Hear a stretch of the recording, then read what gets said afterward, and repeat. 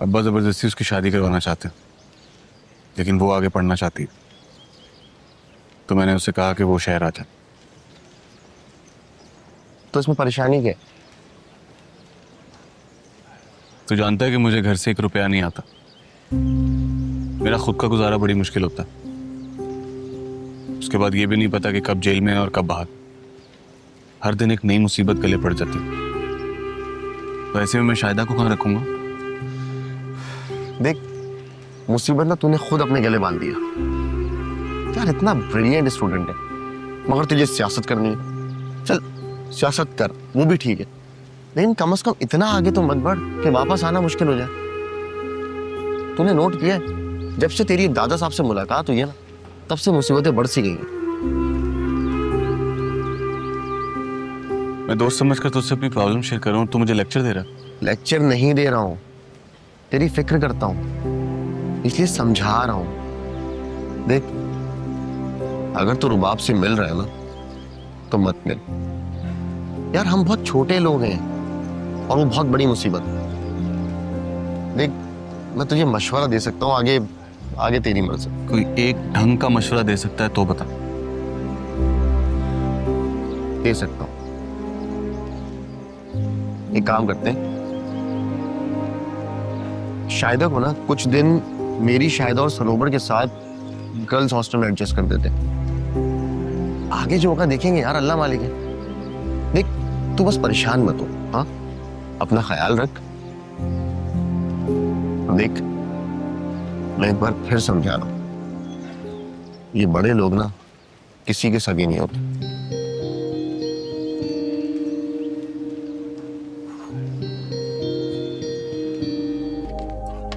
ये क्या हो रहा है? बेबी जी, आगा साहब ने कहा है क्या कहा है? कि आपके रूम की तलाशी ले। तलाशी? जी। बाहर जा। सुना नहीं तुमने? बाहर जा। बाहर जाओ तुम लोग, जाओ।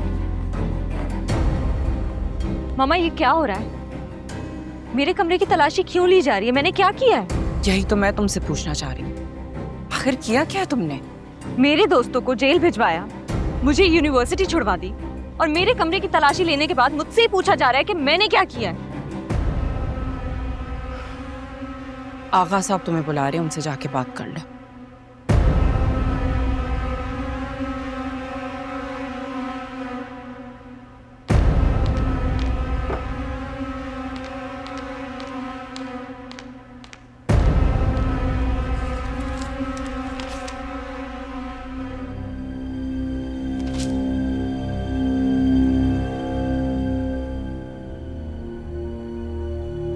बानवे 93 की बात है।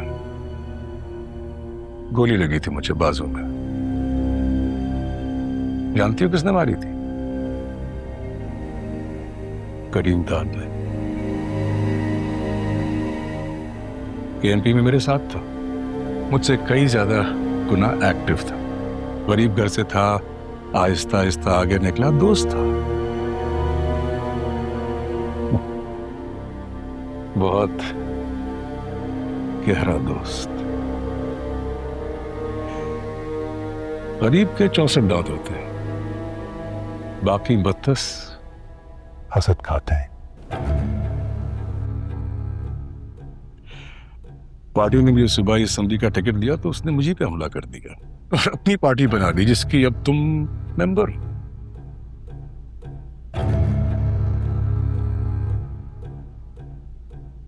तुम्हारे दोस्तों में एक दोस्त है मंसूर, जानती हो वो करीम दाद से जेल में मिलता रहा है। चलो, ये तो अच्छी बात है, सच बोल रही है। जानती हो वो करीम दाद से क्यों मिलता है? वो तो एक मामूली स्टूडेंट लीडर है। जवाब दो बेटा। मंसूर काफी एक्टिव है, यूनिवर्सिटी के अलावा दूसरी यूनिवर्सिटीज में भी काफी असर है उसका। प्रोटेस्ट वगैरह अच्छे से मैनेज करता है, यूथ उसके साथ है, इंटेलिजेंट भी है। गलत। वो इससे सिर्फ इसलिए मिलता है क्योंकि तुम उसके दोस्त हो। फायदा उठा रहा है इस लड़के का, और जब तक लड़के को ये मालूम होगा उस वक्त तक बात बहुत आगे निकल चुकी होगी।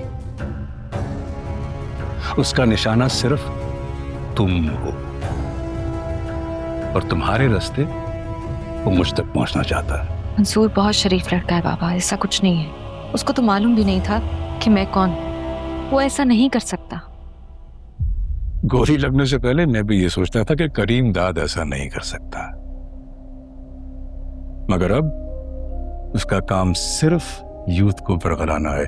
छोटे मोटे प्रोटेस्ट करके गवर्नमेंट को ब्लैकमेल करता है, यहां तक कि गोली तक चला सकता है, मगर इससे ज्यादा औकात नहीं है उसकी। स्लो पॉइजन है ये लोग, इनका पर्पस नहीं होता। ये तो बस होते हैं वोट देने के लिए, सांस लेने के लिए, चलने फिरने के लिए। इनको दोस्त नहीं बनाया जा सकता। ये हमारे दोस्त नहीं है, समझ रही हो?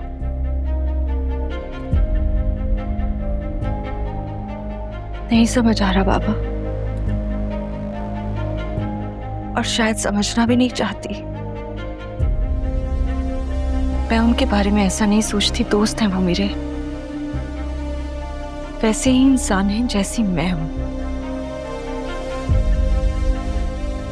जहर थोड़ा फैला है अभी, चोट नहीं लगने दूंगा तुम्हें।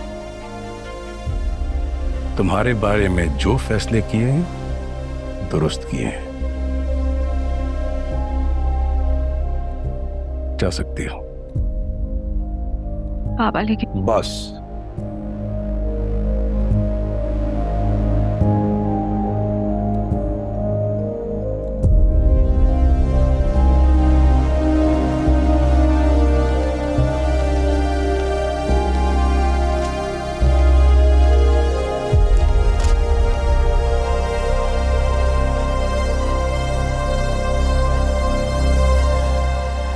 अमीना, अमीना, ले मैं सारा सामान ले आया हूँ। अब जल्दी से तैयारी शुरू कर दे, वो लड़के आले आते होंगे। क्या हुआ है? तेरी शक्ल क्यों उतरी हुई है? शायद घर पे नहीं है।